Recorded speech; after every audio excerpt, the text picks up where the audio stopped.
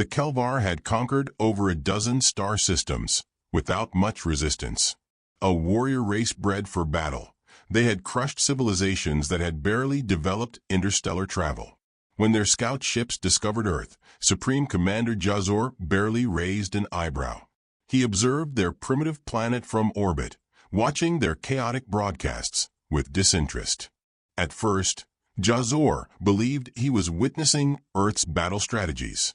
Flickering images showed muscular men mowing down enemies with impossibly large firearms. One warrior in a red bandana single-handedly wiped out an entire enemy base. Another, a one-eyed bearded man, whispered threats before eliminating his foes. But soon, the commander noticed something odd. The same warriors appeared again, fighting different battles in different settings, sometimes even within hours of their last conflict. The realization hit him. These were not records of war. These were entertainment. Jazor sneered. A species so obsessed with fantasy had no place in galactic warfare. Their crude technology, their bizarre obsession with food that had more chemicals than nutrients, their apparent inability to unite as a singular force, it all pointed to a civilization that would fall within days.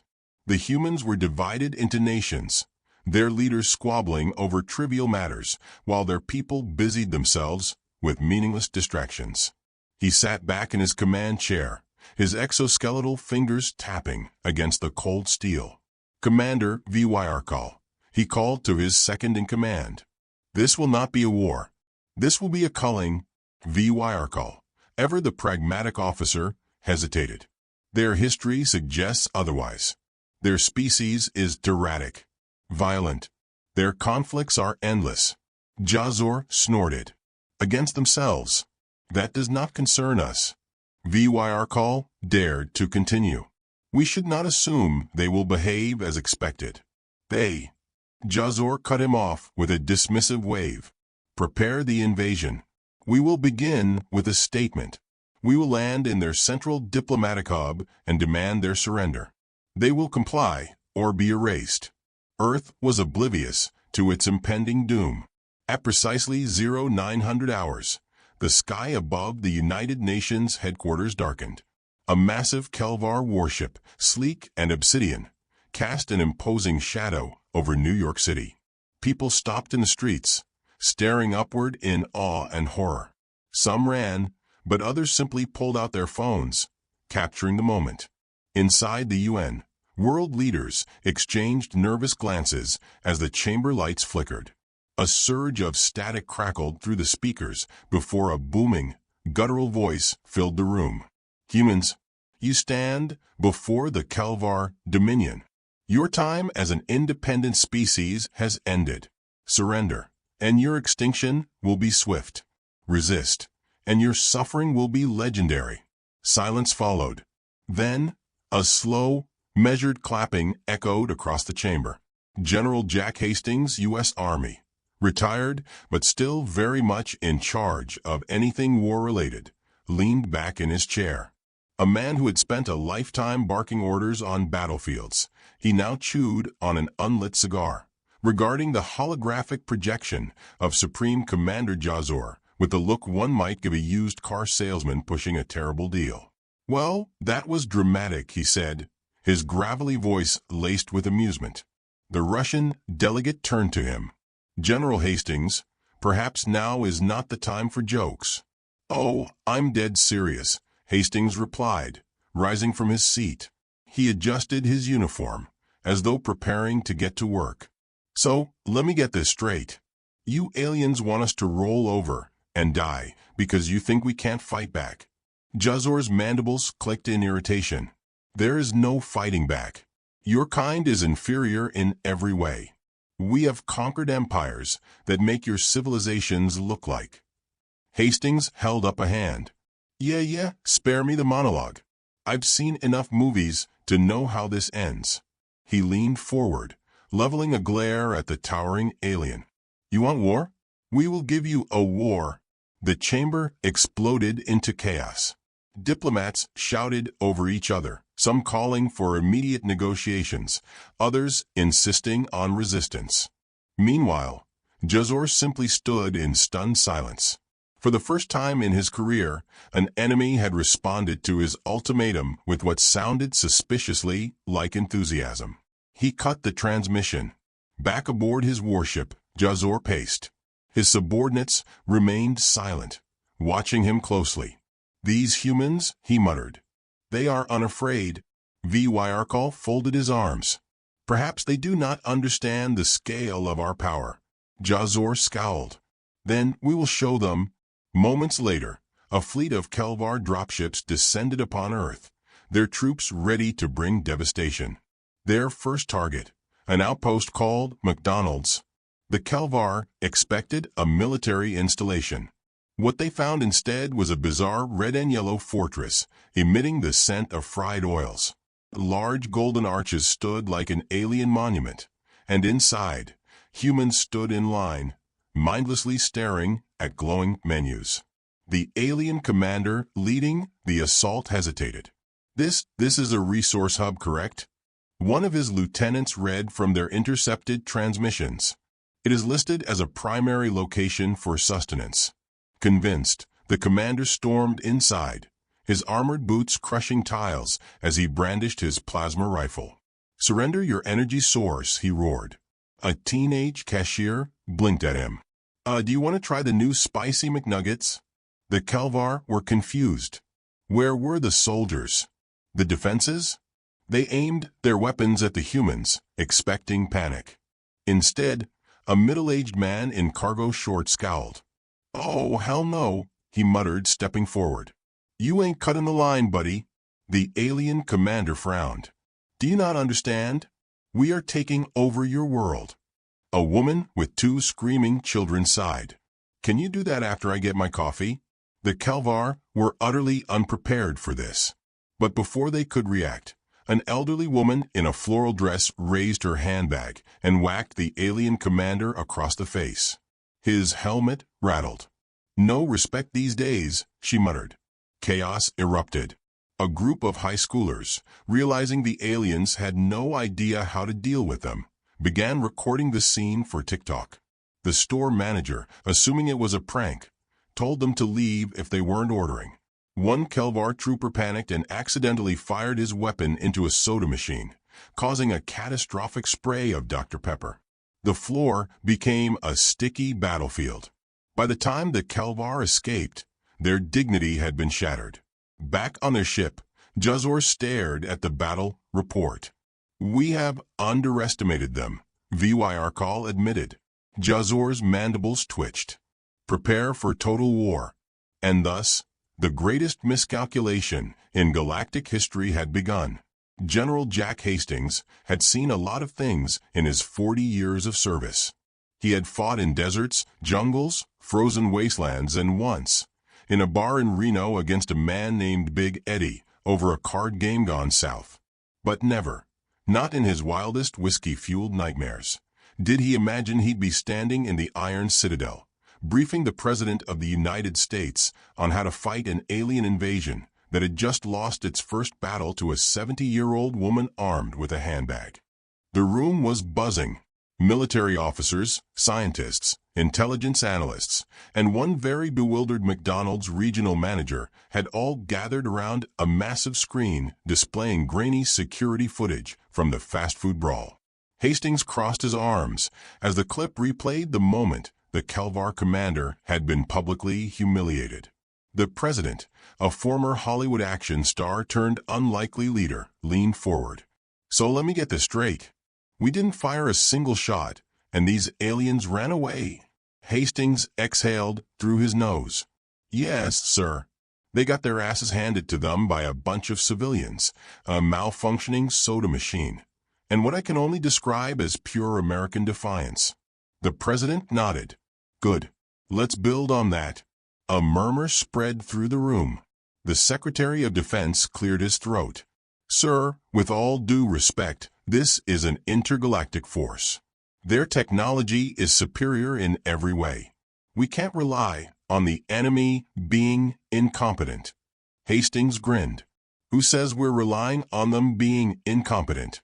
I say we bet on us being insane." Silence. Then the president's lips curled into a slow smile. "Tell me more." Hastings turned to the screen, clicking through slides of hastily compiled battle plans. "We've been fighting wars for centuries, but what these aliens don't get is that war isn't just about weapons. It's about strategy. And we've got a few things up our sleeve that they won't see coming." A map of the United States flickered into view. The Kelvar are used to fighting organized, disciplined forces. But our greatest strength is our unpredictability. We'll turn that into a weapon. He pointed to Florida. "First, we unleash them." Someone audibly gasped. "You mean?" Hastings nodded. "Yes." The Florida men. A stunned silence filled the room. The intelligence officer adjusted his glasses. "Sir, that's a war crime waiting to happen. Only if you document it." The president smirked. "Proceed." Hastings clicked to the next slide. "Next, Texans. Every one of them is already armed. We just give them the green light." The Secretary of Defense groaned. "Jesus, not yet. But the Lord's definitely going to be busy after this one." A scientist hesitated. "Sir, their firepower is still vastly superior. Even if we overwhelm them on the ground, what do we do about their ships?" Hastings grinned. "That's where NASA comes in. Turns out, we've had a retired engineer in Texas who's been tinkering with an old Cold War satellite, and he says he can turn it into an EMP cannon if we let him borrow some parts from Home Depot." The scientist paled. That's not how science works." The president leaned back in his chair. "But can it work?" "Maybe," the scientist admitted. "Good enough." Hastings moved to the next slide. "Finally, we hit M where it hurts, psychological warfare." A photo appeared of a bald eagle wearing sunglasses while perched on top of an American flag. "We beam nonstop country music, monster truck rallies, and motivational speeches straight into their fleet. We let them experience humanity at full blast." The Secretary of State pinched the bridge of his nose. "You're saying we weaponize culture?" Hastings nodded. "Sir, I once saw a man punch a vending machine for not giving him a soda. Imagine that frustration, but spread across an entire planet." The room fell into silence. The president stood. "Make it happen." 12 hours later, the first alien ships re-entered Earth's atmosphere. This time, the Kelvar came armed. Their humiliation at the fast food incident had enraged them, and Supreme Commander Jazor had ordered a full-scale offensive. No more warnings, no more demands. This time, Earth would be broken under their heel. Their warships descended over Los Angeles, preparing for annihilation. Then they heard it. "Sweet Home, Alabama." The music came first. Then the distant roar of engines. From the streets below, an army of lifted pickup trucks emerged, Confederate flag decals peeling in the wind, engines screaming as they tore down the boulevards. A group of men in camo shorts and gas station sunglasses hooped and hollered as they waved American flags. At the front of the pack, one particularly unhinged Floridian rode a modified airboat straight down Hollywood Boulevard, firing a homemade cannon that shot live alligators. The Kelvar hesitated. Then the rockets came. Patriot missiles streaked across the sky, slamming into alien drop ships. The Navy opened fire from offshore. Fighter jets roared above, piloted by men and women who had spent their entire lives training for the moment someone finally gave them permission to dogfight aliens. A squad of Marines, refusing to be left out of the fun, hijacked a tour bus and crashed it straight into a Kelvar mech. A Texan sniper took down an alien officer from over a mile away. And in the chaos, an elderly woman, possibly the same one from McDonald's, strolled up to a wounded Kelvar soldier, reached into her purse, and pulled out a Werther's Original. The alien stared. "For you, dear," she said sweetly, placing it in his trembling claw. The battle lasted 6 hours. The Kelvar retreated. Back on their mothership, Supreme Commander Jazor sat in stunned silence. His second-in-command, VY Arkal, looked equally shaken. They fight like madmen, Vyr murmured. Jazor's mandibles twitched. They fight like they enjoy it. Vyr hesitated before whispering, "Sir, we should retreat." Jazor turned to him, eyes burning with fury. "No. They have humiliated us. We will not run. We will burn this world to ash." His claws tightened into fists. "We bring the full fleet." On Earth, General Hastings leaned back in his chair, watching the news reports of victory. The president stood beside him, arms crossed. "They'll come back." "Oh, absolutely," Hastings said, lighting his cigar. "And when they do—" He exhaled a thick plume of smoke, grinning. "They won't be facing an army. They'll be facing humanity." The Kelvar fleet darkened the skies, a monstrous wall of warships blotting out the stars as they descended upon Earth. Supreme Commander Jazor stood on the bridge of his flagship, his mandibles clenched so tightly they ached. The humiliation of the past days had festered into a burning rage, and now there would be no more warnings, no more ultimatums. He had underestimated humanity once. He would not make that mistake again. "Deploy all ground forces. No mercy," he ordered, his voice a low growl. Vyr hesitated. "Sir, the humans?" "They are nothing," Jazor roared, slamming a fist against the console. "They are reckless, undisciplined, absurd creatures who fight without reason, without strategy, without fear. But fear does not win wars. Firepower does." As if to punctuate his words, the first wave of plasma strikes rained down upon Earth's major cities. The skyline of New York burned. The capital was encased in smoke. Explosions rocked Los Angeles. Across the globe, Kelvar shock troops deployed in full force, marching through the rubble with the efficiency of a well-oiled war machine. For the first time since the invasion began, it seemed Earth was finally broken. But Jazor should have known better. Because the thing about humans, the thing he still did not understand, was that they were at their most dangerous when they should have been defeated. In a smoldering ruin that had once been downtown Chicago, a squad of Kelvar warriors patrolled the streets, their plasma rifles humming softly in the night air. Their formation was flawless, their discipline unshakable. They had trained their entire lives for battle. And yet, they never saw it coming. A beer bottle arced through the air and shattered against one soldier's helmet. He barely had time to register what had happened before a large man in a tattered Chicago Bears jersey emerged from the shadows, wielding a metal pipe. "You lizard bastards picked the wrong damn city." A swarm of civilians charged out from alleyways and collapsed buildings, armed with whatever they could find. Bats, crowbars, Molotov cocktails, even a hockey stick wrapped in barbed wire. The Kelvar opened fire, but the humans were relentless, unpredictable. One soldier hesitated for a fraction of a second when an old man hurled a brick at his head. That hesitation was all it took for a group of teenagers to drag him to the ground, beating him with a level of enthusiasm usually reserved for playoff riots. It was the same story everywhere. The Kelvar had come expecting an army. Instead, they got humanity. In Texas, entire towns turned into fortified strongholds, every man, woman, and child armed to the teeth. One Kelvar officer, who had survived 2 planetary campaigns against warlike species, panicked when he saw a 10-year-old girl effortlessly reload a shotgun before taking out his squad. In Florida, the aliens learned a valuable lesson: never invade Florida. The Everglades became a death trap, with swamp-dwelling lunatics launching ambushes using homemade explosives, airboats, and an ungodly number of alligators.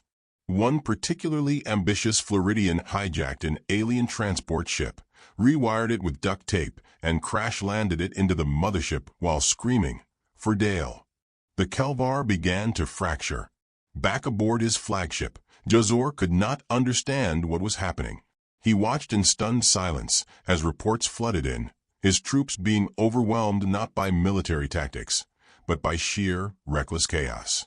A group of Midwestern farmers had somehow hijacked an alien walker using nothing but a toolbox and a can-do attitude.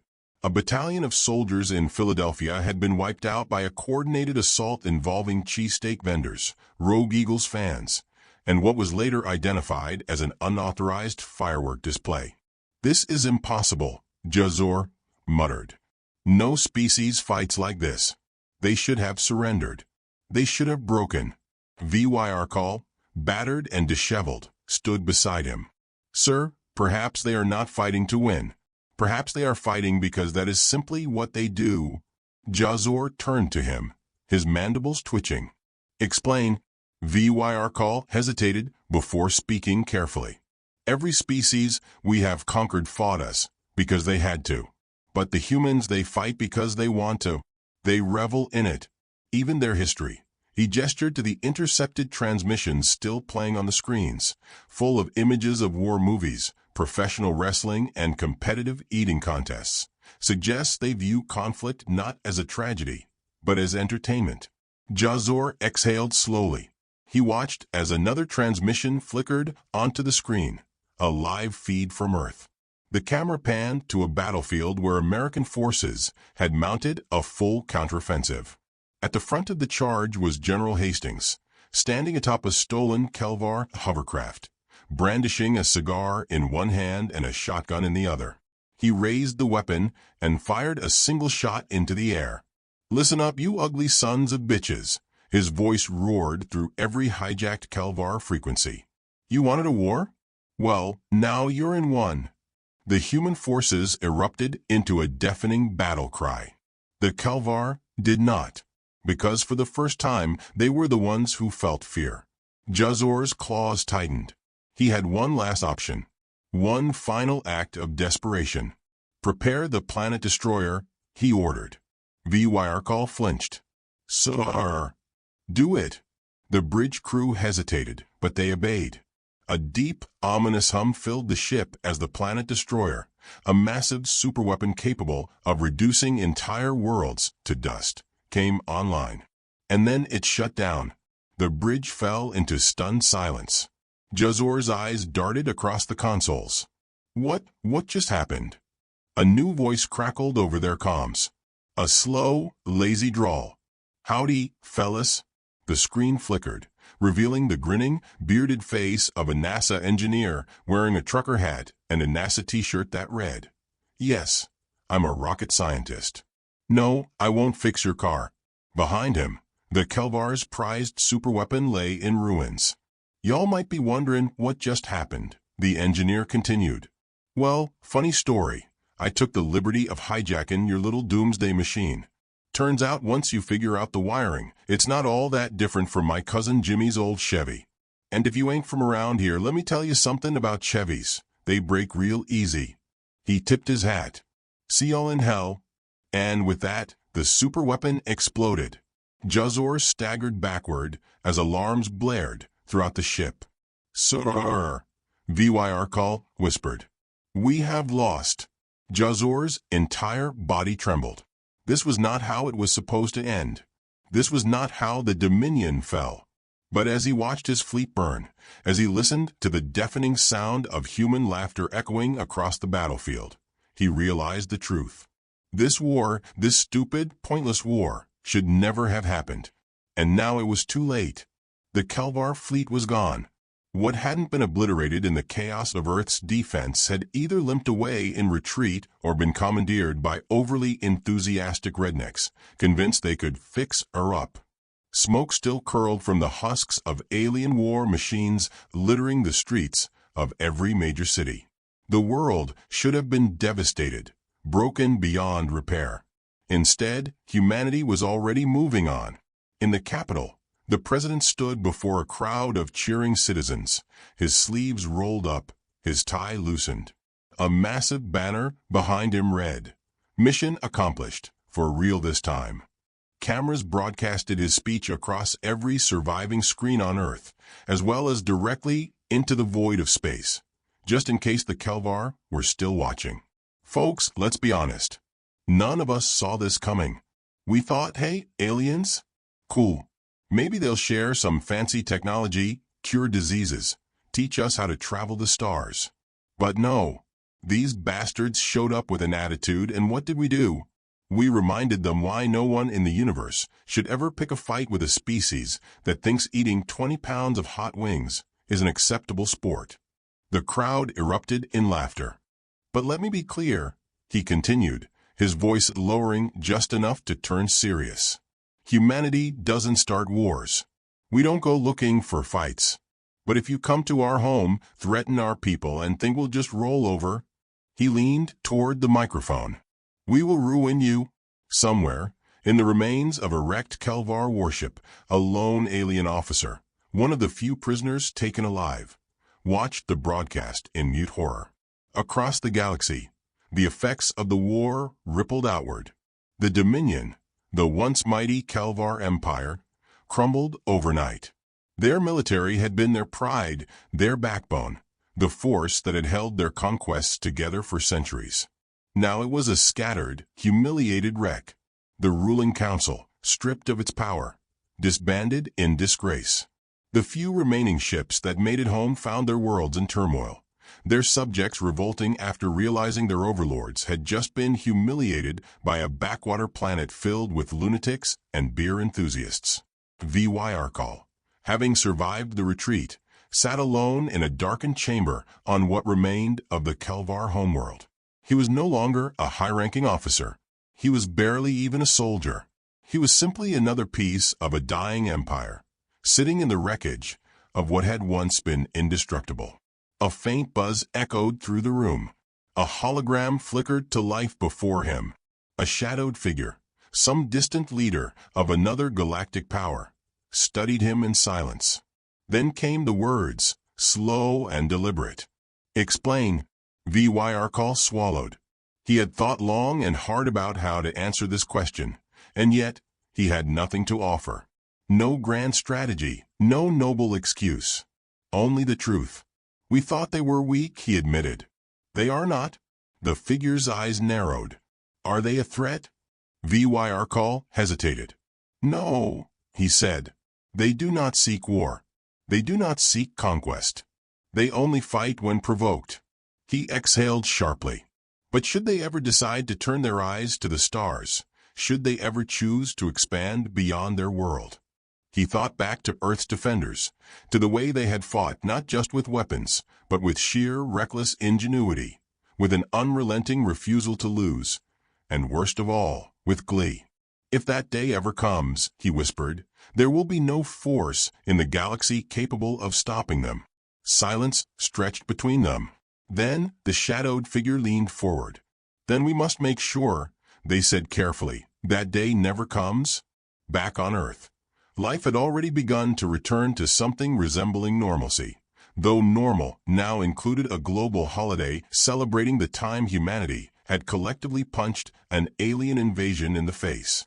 In a hidden bunker beneath the Iron Citadel, General Hastings sat across from the president, both nursing glasses of bourbon. The war was over, but the conversation they were having was one they both knew needed to happen. "They'll be back," Hastings muttered. "Not the Kelvar. They're done. But someone else. Sooner or later, the universe is going to take an interest in us." The president nodded. "So what do we do?" Hastings smirked. "We prepare." He gestured to a series of classified documents spread across the table. Blueprints, research papers, reports from NASA engineers who had already started reverse engineering what little alien tech hadn't been destroyed in the chaos. "We've been handed an opportunity," Hastings continued. "They came to conquer us, and instead they gave us a glimpse into the future.